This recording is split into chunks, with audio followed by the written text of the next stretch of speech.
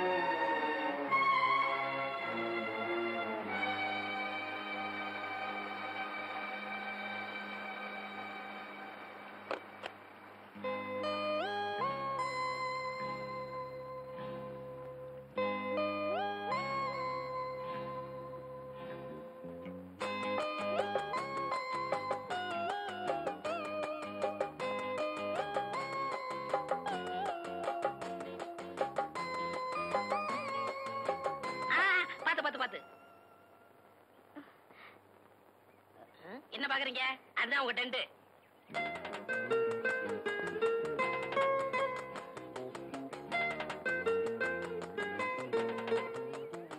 நீங்க ஜாலியா அணுவீங்க, நாங்க போறோம்.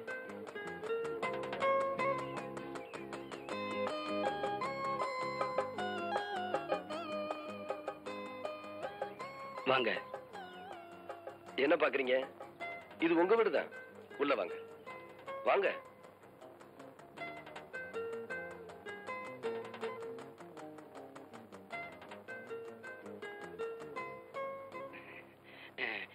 டென்ட் கொட்டாயை பத்தி எனக்கு ஒண்ணும் தெரியாதுங்க. சின்ன வயசுல என் கூட படிச்ச ஒருத்தன் டவுன்ல இருக்கான், அவன் வாங்கி கொடுத்தாங்க. எனக்கு ரொம்ப பிடிச்சிருக்குங்க. எனக்கு ரொம்ப பிடிச்சிருக்குங்க. நான் கூடாரத்தை சொல்லல, உங்களை சொன்னேன்.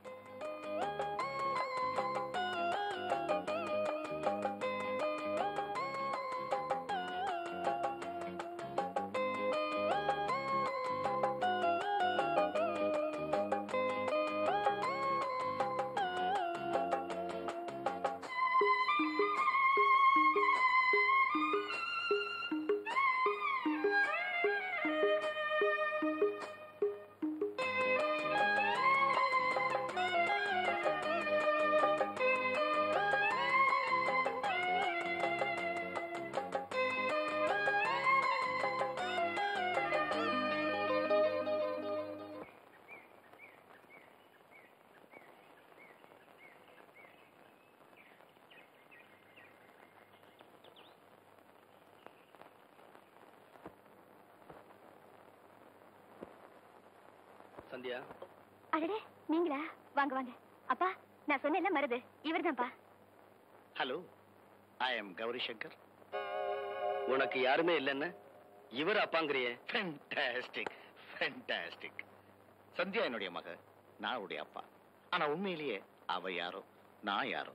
சார், நீங்க சொல்றது எனக்கு ஒண்ணுமே புரியல. மிஸ்டர் மருது மெட்ராஸ்லயே, என் தமிழ்நாட்டிலேயே பெரிய மருந்து கம்பெனிக்கு சொந்தக்காரன் தான். என்னுடைய கம்பெனியில் தான் சந்தியா வேலை செஞ்சுக்கிட்டு இருந்தா.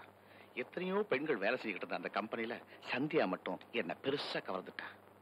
அமெரிக்காவில இருந்த என்னுடைய ஒரே மகனுக்கு அவளை கட்டி வச்சு என்னுடைய மருமகளாக்கிக்கணும்னு ஆசைப்பட்டேன். வேண்டாம் வேண்டாம் அவளை கட்டாயப்படுத்தி கல்யாணத்துக்கு சம்மதிக்க வச்சேன். என் மகனுக்கும் சந்தியாவோட போட்டோ அனுப்பி அவனுடைய சம்மதத்தையும் வாங்கினேன். கல்யாணத்துக்கு தேவையான எல்லா ஏற்பாட்டையும் பண்ணேன். கல்யாண நாளும் வந்துச்சு, முகூர்த்த நேரமும் நெருங்கிச்சு. ஆனா ஏன் உங்க பையன் அமெரிக்கால இருந்து வரலையா? வந்தா பாஸ்டர், ஒரு வெள்ளக்கார பொண்டாட்டியோட.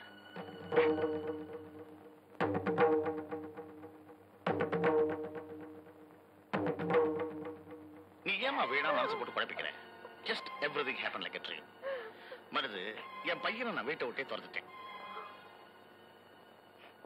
மன்னிச்சிருங்க சார். இங்க வந்ததும் உங்களை பார்த்தப்போ உங்க மேல எனக்கு மரியாதையே இல்லை. ஆனா இப்ப என் மனசுல நீங்க ரொம்ப உயர்ந்துட்டீங்க. சந்தியாவை பொறுத்த மட்டும் இனிமே நீங்க கவலைப்பட வேண்டாம். அவளை நான் மனைவியா ஏத்துக்கிறேன்.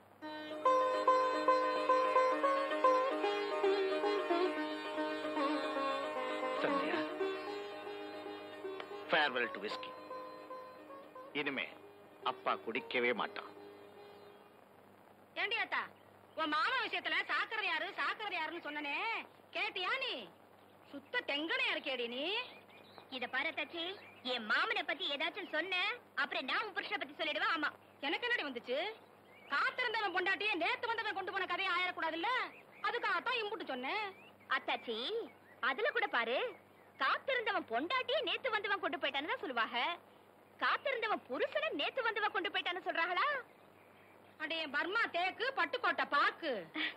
இது என்ன அத்தாச்சி, இன்னும் எம்புட்டோ விஷயம் வச்சிருக்கேன். அதையெல்லாம் கேட்டீங்க அசந்து போயிருவீங்க.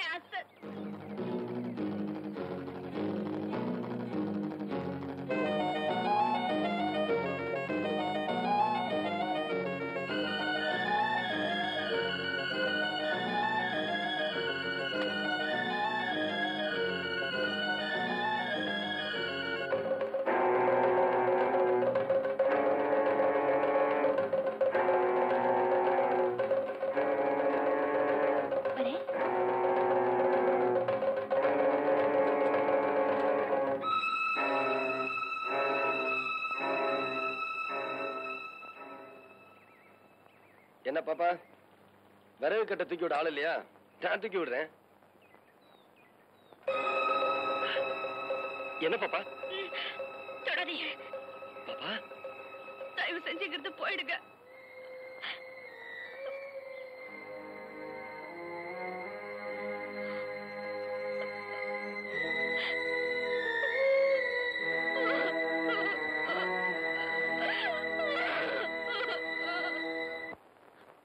உன்னை தூக்கி சுமந்த நெஞ்சில இப்படி நெருப்பள்ளி கொட்டுறியப்பா. என்ன மன்னிச்சிருக்கா. எனக்கு ஆத்தா முகம் தெரியாது. நீ எனக்கு அக்காவா பிறந்த.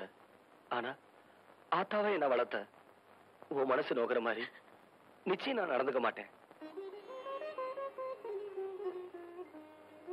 சின்னதுல இருந்தே பாப்பாவோட விளையாடுத்தனமா பழகிட்டேன். உன் மேல சத்தியமா சொல்றேன்க்கா, அவளை பொண்டாட்டி ஸ்தானத்துல நான் நினைச்சு கூட பார்த்ததில்ல.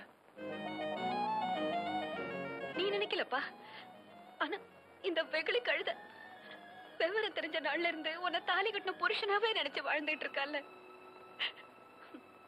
நீ சாப்பிட்ட எச்ச இலையில அந்த புள்ள திருட்டுத்தனமா சோத்து போட்டு திங்கிறத நான் எத்தனை நாளைக்கு பார்த்திருப்பேன் தெரியுமா? அவ அப்படி ஒரு நினைப்ப வளர்த்துக்கிட்டதுக்கு என்னக்கா பண்ண சொல்ற? இப்ப கூட ஒண்ணு கெட்டு போயிடல தம்பி. இது வரைக்கும் அவளை பொண்டாட்டியா நினைக்காத நீ இனிமையாச்சும் நினைச்சுக்கலாம் இல்லையா? ஏன்னா நீ ஆம்பளை, மனச மாத்திக்கலாம். ஆனா அது பொட்ட புள்ள பாரு. சந்தியான்னு ஒருத்தையும் நான் பார்க்காம இருந்திருந்தா சத்தியமா சொல்றேன், இப்ப நீ கிழிக்கிற கோட்டை நான் தாண்டவே மாட்டேன்.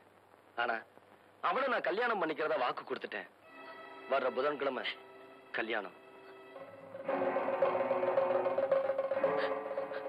அப்படி சொல்லாத தம்பி. இவ என் வயித்துல பிறந்திருந்தான்னா நான் உன்னை இப்படி தர கெஞ்சிக்கிட்டு இருக்க மாட்டேன். ரோசத்தோட வேற ஒருத்தனுக்கு கட்டி வச்சிருப்பேன். ஆனா எவ வயிற்றுலயோ பிறந்து என்னையே ஆத்தாளுக்கு ஆத்தாளா அப்பனுக்கு அப்பனா நம்பிக்கிட்டு இருக்காள இந்த புள்ள. இவளுக்கு நான் உன்னை கட்டி வைக்கலன்னா கும்பிட்ட கையவே கோடாலியால வெட்டின மாதிரி இல்லப்பா ஆயிரும். எம்பிட்டு சொன்னாலும் அது உங்களுக்கு புரியாது. புரியாது மட்டுமில்ல, என்ன நம்பவும் மாட்டீங்க. இந்த தடவை அந்த பொண்ணுக்கு கல்யாணம் நின்னு போச்சுன்னா அவ செத்துருவா. ஒருத்தி செத்தாலும் பரவாயில்லன்னு இன்னொருத்திக்கு வாழ்க்கை கொடுக்கிற நிலைமையில நான் இல்ல. கடைசி ஒரு தடவை சொல்றேன், என்ன மன்னிச்சிரு. பாப்பாவும் என்ன மன்னிச்சிடட்டும். நான் வரேன்.